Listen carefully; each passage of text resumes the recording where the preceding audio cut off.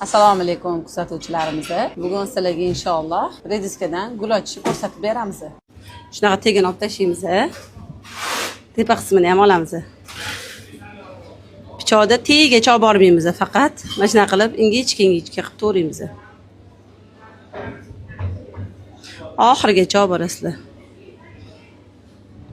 Lekin tegi oxirigacha borish kerak emas. Bu yo tarafini ham xuddi shunaqa qilasizlar.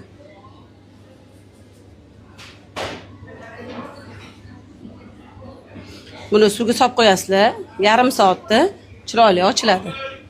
Ikkinchisini mana shunaqa qilib ochib olamiz. Har birini.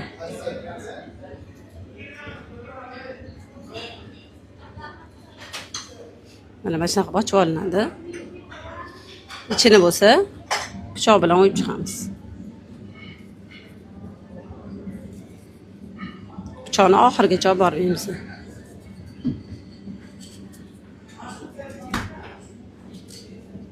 Bunaqasiga ham shunaqa qilinadi.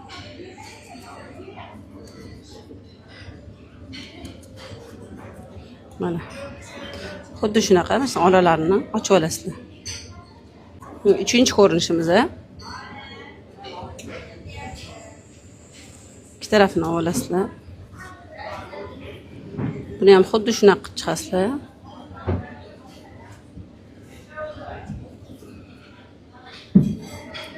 Pichoqni ichiga tiqib o'yib olasizlar. O'yib olib tashlaysizlar.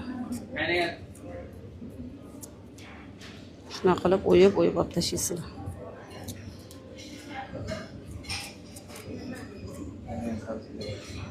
Atrofini hammasini olasizlar.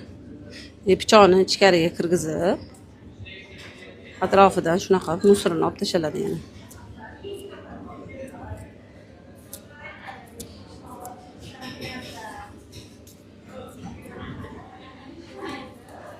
Har bitta qatoridan musorlar olib tashlalinadi.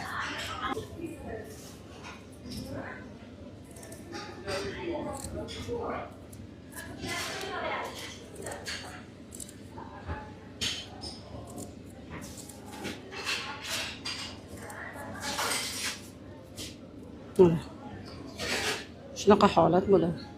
Yana bittasi juda oson. Buni ham shunaqa tegi olib tashlalinadi. Tepasini olib tashlaysizlar. Faqat qo'lni o'zida shunaqa o'yib chiqasizlar.